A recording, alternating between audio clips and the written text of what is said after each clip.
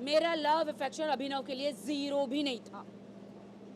Sorry to से, but मैं उन्हें बिल्कुल भी नहीं पसंद करती हूँ। क्योंकि आज आप कान खोल के सुन लो बात।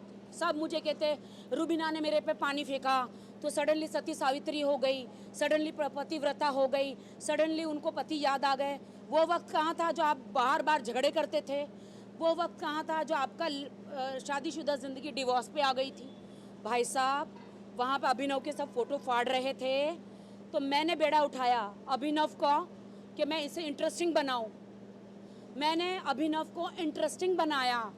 मैंने उनमें एक, क्योंकि रुबीना और अभिनव ने कहीं से भी लव एंगल नहीं आ रहा था, मैंने कहा रुबीना को, क्या मैं आपके हस्बैंड को लव एंगल बनाऊं? She told me please take it, please do it something, अगर इनको बोरिंग से इंटरेस्टिंग बना सकती हो।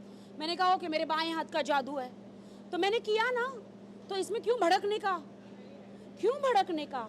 आप लोग देखिए, जब से मैं रुबीना और अभिनव की लाइफ में गई हूँ, जब से उन्होंने पानी डाला मेरे पे बिना वजह, मुझे नहीं पता, तब से रुबीना और अभिनव एक हुए हैं। आज वो लोग साथ हैं मेरी वजह से, ना कि किसी और की वजह से।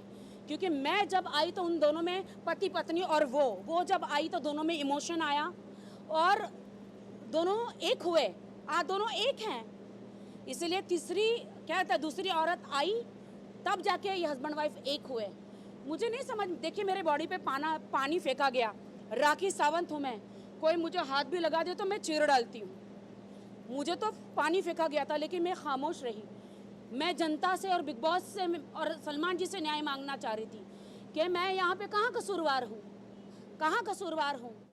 किस सदी में लोग किस कर देते हैं, क्या क्या क्या क्या नहीं कर देते हैं।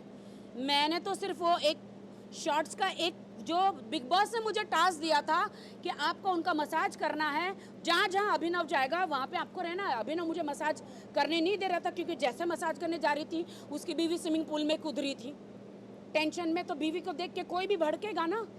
तो मैंने नाड़ा खींच लिया, और नाड़ा खींचने में जो उसने मेरा भाड़ा कहाँ दिया, जो मैंने उसके साथ इतना लव लपाटा किया। एक्सक्यूज मी, नाड़ा ही खींचा है, तुम्हारा शॉर्ट्स गिरा तो नहीं, कितना टाइट लास्टिक लगाया था, गिरा तो नहीं। तो ये सारे ड्रामे क्यों?